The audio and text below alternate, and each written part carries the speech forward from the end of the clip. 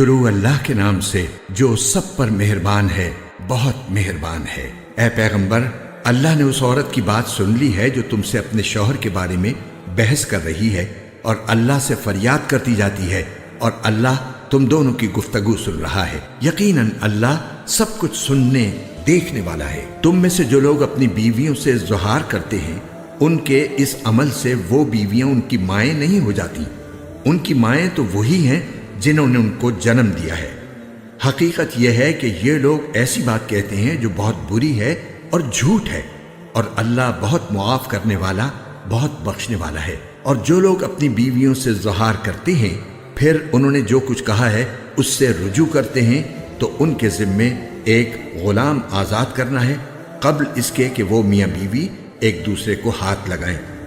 یہ ہے وہ بات جس کی تمہیں نصیحت کی جا رہی ہے، اور جو کچھ تم کرتے ہو اللہ اس سے پوری طرح باخبر ہے۔ پھر جس شخص کو غلام میسر نہ ہو، اس کے ذمے 2 متواتر مہینوں کے روزے ہیں قبل اس کے کہ وہ میاں بیوی ایک دوسرے کو ہاتھ لگائیں۔ پھر جس کو اس کی بھی استطاعت نہ ہو، اس کے ذمے 60 مسکینوں کو کھانا کھلانا ہے۔ یہ اس لیے تاکہ تم اللہ اور اس کے رسول پر ایمان لاؤ، اور یہ اللہ کی مقرر کی ہوئی حدیں ہیں، اور کافروں کے لیے دردناک عذاب ہے۔ یقین رکھو کہ جو لوگ اللہ اور اس کے رسول کی مخالفت کرتے ہیں، وہ ایسے ہی ذلیل ہوں گے جیسے ان سے پہلے لوگ ذلیل ہوئے تھے، اور ہم نے کھلی کھلی آیتیں نازل کر دی ہیں، اور کافروں کے لیے ایسا عذاب ہے جو خوار کر کے رکھ دے گا۔ اس دن جب اللہ ان سب کو دوبارہ زندہ کرے گا، پھر انہیں بتائے گا کہ انہوں نے کیا کچھ کیا تھا۔ اللہ نے اسے گن گن کر محفوظ کر رکھا ہے، اور یہ اسے بھول گئے ہیں، اور اللہ ہر چیز کا گواہ ہے۔ کیا تم نے نہیں دیکھا کہ آسمانوں اور زمین میں جو کچھ ہے اللہ اسے جانتا ہے؟ کبھی 3 آدمیوں میں کوئی سرگوشی ایسی نہیں ہوتی جس میں چوتھا وہ نہ ہو، اور نہ 5 آدمیوں کی کوئی سرگوشی ایسی ہوتی ہے جس میں چھٹا وہ نہ ہو، اور چاہے سرگوشی کرنے والے اس سے کم ہوں یا زیادہ، وہ جہاں بھی ہوں اللہ ان کے ساتھ ہوتا ہے۔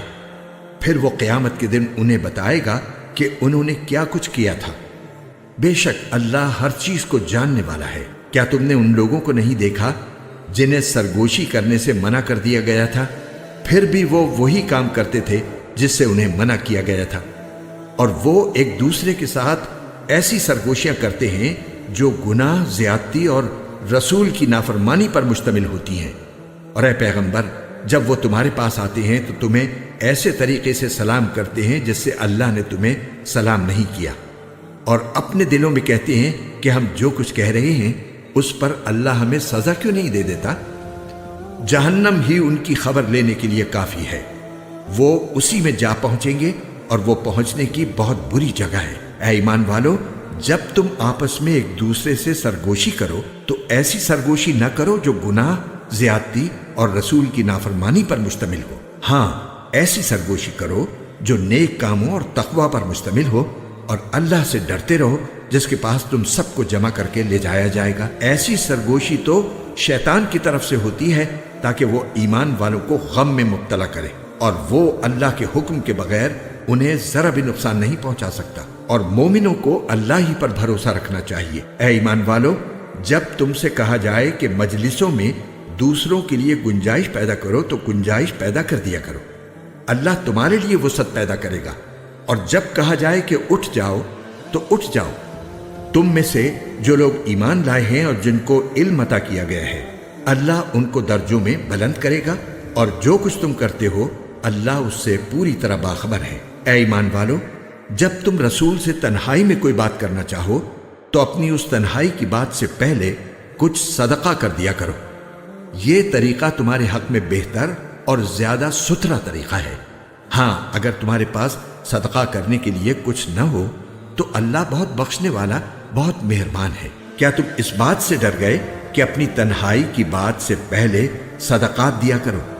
اب جب کہ تم ایسا نہیں کر سکے اور اللہ نے تمہیں معاف کر دیا تو تم نماز قائم کرتے رہو اور زکوٰۃ دیتے رہو، اور اللہ اور اس کے رسول کی فرما برداری کرتے رہو، اور جو کام بھی تم کرتے ہو اللہ اس سے پوری طرح باخبر ہے۔ کیا تم نے ان کو نہیں دیکھا جنہوں نے ایسے لوگوں کو دوست بنایا ہوا ہے جن پر اللہ کا غضب ہے؟ یہ نہ تو تمہارے ہیں اور نہ ان کے، اور یہ جانتے بوجھتے جھوٹی باتوں پر قسمیں کھا جاتے ہیں۔ اللہ نے ان کے لیے سخت عذاب تیار کر رکھا ہے۔ حقیقت یہ ہے کہ بہت برے ہیں وہ کام جو یہ کرتے رہے ہیں۔ انہوں نے اپنی قسموں کو ایک ڈھال بنا لیا ہے، پھر وہ دوسروں کو اللہ کے راستے سے روکتے رہے ہیں۔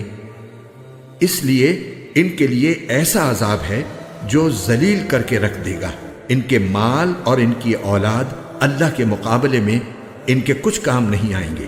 یہ دوزخ والے لوگ ہیں، یہ ہمیشہ اسی میں رہیں گے۔ جس دن اللہ ان سب کو دوبارہ زندہ کرے گا تو اس کے سامنے بھی یہ اسی طرح قسمیں کھائیں گے جیسے تمہارے سامنے کھاتے ہیں، اور یہ سمجھیں گے کہ انہیں کوئی سہارا مل گیا ہے۔ یاد رکھو یہ لوگ بالکل جھوٹے ہیں۔ ان پر شیطان نے پوری طرح قبضہ جما کر انہیں اللہ کی یاد سے غافل کر دیا ہے۔ یہ شیطان کا گروہ ہے۔ یاد رکھو شیطان کا گروہ ہی نامراد ہونے والا ہے۔ بے شک جو لوگ اللہ اور اس کے رسول کی مخالفت کرتے ہیں وہ ذلیل ترین لوگوں میں شامل ہیں۔ اللہ نے یہ بات لکھ دی ہے کہ میں اور میرے پیغمبر ضرور غالب آئیں گے۔ یقین رکھو کہ اللہ بڑی قوت والا، بڑے اقتدار والا ہے۔ جو لوگ اللہ اور آخرت کے دن پر ایمان رکھتے ہیں ان کو تم ایسا نہیں پاؤ گے کہ وہ ان سے دوستی رکھتے ہوں جنہوں نے اللہ اور اس کے رسول کی مخالفت کی ہے، چاہے وہ ان کے باپ ہوں یا ان کے بیٹے یا ان کے بھائی یا ان کے خاندان والے۔ یہ وہ لوگ ہیں جن کے دلوں میں اللہ نے ایمان نقش کر دیا ہے اور اپنی روح سے ان کی مدد کی ہے، اور انہیں وہ ایسے باغوں میں داخل کرے گا جن کے نیچے نہریں بہتی ہوں گی، جہاں وہ ہمیشہ رہیں گے۔ اللہ ان سے راضی ہو گیا ہے اور وہ اللہ سے راضی ہو گئے ہیں۔ یہ اللہ کا گروہ ہے۔ یاد رکھو کہ اللہ کا گروہ ہی فلاح پانے والا ہے۔